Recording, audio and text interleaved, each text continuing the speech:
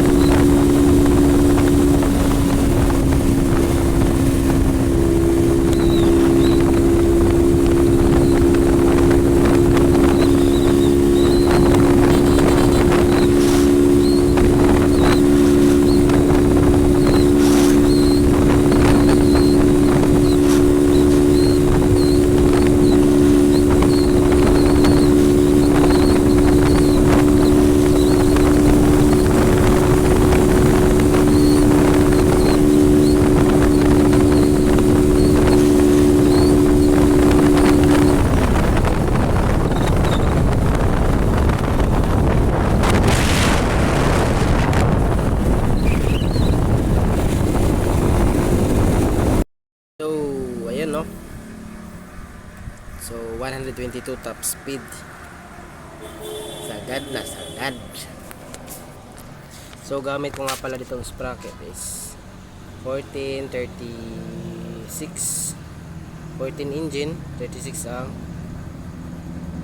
rear. So okay naman, dati kasi 15 yung engine ko, tapos 36. Medyo bitin sa sa fifth gear, so pinalitan ko ng 14 yung engine. So okay naman, satisfied naman ako.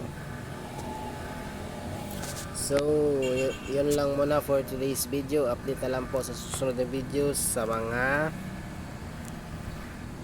iba pang video. Thank you.